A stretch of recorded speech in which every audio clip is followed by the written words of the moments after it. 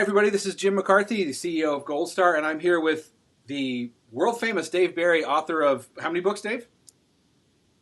Millions. Millions of Millions. books. No, it's like probably something around 35, something like 35 that. books. 35 books. Yeah, And probably millions of columns over the years, I would think. it feels like that. Yeah, Yeah. yeah, absolutely. And the reason we're talking to Dave, some of you were asking on Facebook, why is Goldstar talking to Dave Barry? Aside from the fact that, why not? The reason for that is that Dave will be in Santa Monica on this Friday evening at Track 16 Studio, and we'll be talking with Jane Smiley. Is that her name? Jane Smiley. Jane Smiley. We'll edit that part out. The hesitation, we'll edit that right out. We'll be talking with Jane Smiley, who I believe is also a fellow Pulitzer Prize winner along with you. Is that right? I believe that's correct. I believe that's right. So this is an event on the Goldstar site. You can go to it. We have 3 different kinds of tickets. You can just go see the event. You can go to the pre-event reception, and I believe there's also an option where you can get a signed book, which of course, that's a treasure in itself. So Dave, I want to thank you so much for talking to us. That's my pleasure. Thanks for having me, Jim. And I guess the first thing I'd say is, what would you like to say to the 1 million Goldstar members, undoubtedly all of whom are watching this? Hey there, Goldstar members. Nice to see you here on the internet. And I'm honored for this opportunity to talk to you. As you'll soon discover, I have very little of useful importance to say, but I'm happy to be here. And we're pretty happy to have you. So this discussion, I'm sure it'll range on a broad range of topics, but there's a new book.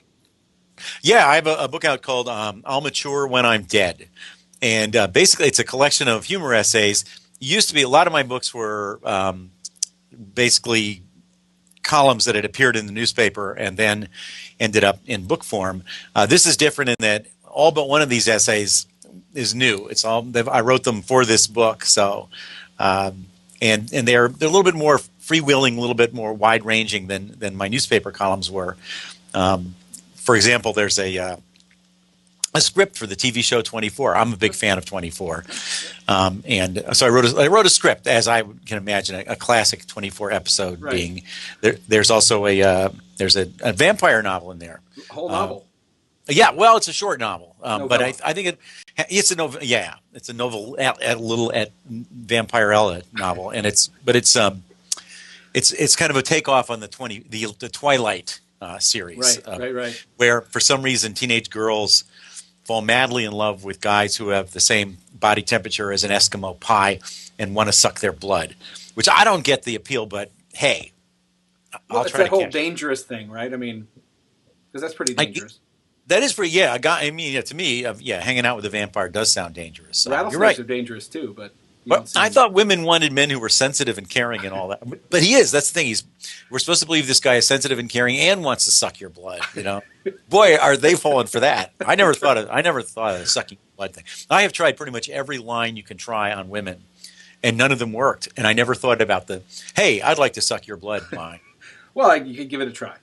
I'm going to. Yeah, I think you should. So where do you fall? The book's called I'll Mature When I'm Dead. Where do you fall on the mature versus mature issue? Immature versus immature? No, mature versus mature. Oh, mature. Oh, yes, you mean how you say it? Oh, yeah. I'm definitely mature. Okay. Mature. Right. Like I'm always, when I ever meet people who say certain words certain ways, I just decide right away whether I like them or not. Like if somebody says process, I don't like that person. Well, that person's probably Canadian, though. Oh, is that how they say it up there? I think so, yeah. Well, then I don't like anybody in Canada. No. They're allowed to say it however they want to say it in Canada, but don't be bringing process here into the United States. Don't bring that down. This is America. Yeah, you don't hear us going all the time down here, do you? Exactly. No, Exactly. Oh, okay. Okay, so clearly on the mature side rather than the mature side. Right. Awesome. I get that. So, another one is when people say "an historic." Why do they do that? Why do they do that instead of a historic? Get out of here with the "an historic." I think it's. Is that Canadian too? I don't think it's Canadian. I just think it's pretentious. I think it might be Canadian. Just secret Canadian. Okay, go ahead. Secret Canadian. Wasn't that a show? Over to you. The 60s? Yeah, the secret Canadian. We asked people on our Facebook page what questions they'd like us to ask you, Okay. And some of them I just feel bad asking, so I'm not going to. But I'm going to ask some of the other ones. The first thing, and going back to the book, because I think that's the important thing here, Yeah. is Larry would like to know when it's going to be a movie. Well, it has absolutely no plot whatsoever, so probably pretty soon. I've seen a fair number of movies that had no apparent plot, so this would fit right into that. And I felt like saying to him, it just became a book. I mean, give him. And it's actually, it's not a work of fiction. Well, there's a lot of lies in it, but it's not really a work of fiction. It's more a work of humor. At least that's the idea. Right. Tommy asked, how can I make immaturity work for me in a relationship? You don't really have to, Tommy. I mean, I assume you're talking about a relationship with a woman. You already, no matter how mature and wise you get, you will never be as mature and wise as whatever woman you're in a relationship got when she was 10 years old. We're just like at a permanent disadvantage. Like I have a son and a daughter. The son is 29 and the daughter is 10. Okay. So there's a wide age range there. And this is true since my daughter has been 4. I would much more readily leave my daughter home alone in charge of our house for a week than my son. Okay? So we have no hope for being anything other than immature. But I think that's part of what women like about men is that they know in the end they're much more mature than we are. Someone asked this, who is winning in the battle of the sexes? Is there an exit strategy for this war? The women are pretty much killing us. One of the things I write about in the book is I'm trying to explain why there's certain questions that have arisen over the years that women ask all the time about men. Like, why don't they put the toilet seat down? Why don't they ask directions? Why don't they read instructions? That kind of question. Right. Which really they're not questions at all. All they are is because women already know the answer. And the answer is implied in the question. The answer is always because men are idiots. So they're winning. Because they kind of set those rules. Right. It's wrong to leave the toilet seat up. It's wrong to not ask directions. So I'm trying to argue in this book that there actually are very solid reasons, biological reasons, why men don't do those things or do those things. But I don't really think I have much chance. But the point is, women have already won. They make all the rules. Let me just point out that in this nation, we celebrate Mother's Day and Father's Day. Now, Mother's Day, I guess that's a victory for women because they like to do things that you do on Mother's Day. They like to make a big fuss, have presents, go out to a restaurant that's really crowded because everyone else is going out to, So that's Mother's Day.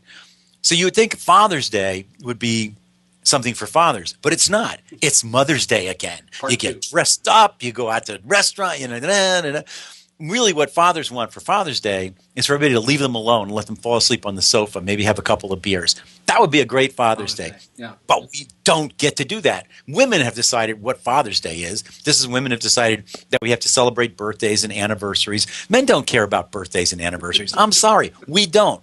We do it because you make us care, but we don't really care. It is not interesting to us that we happen to have been going out exactly a year or that somebody was born a certain. We don't care about that, but we have to pretend we care. So I'm saying basically, yes, we run the economy. Yes, we run most of the nations of the world. But in the really important things, like what you do on Father's Day, we lose. Just like the day-to-day life. Men have no. Yeah. So you live in Miami.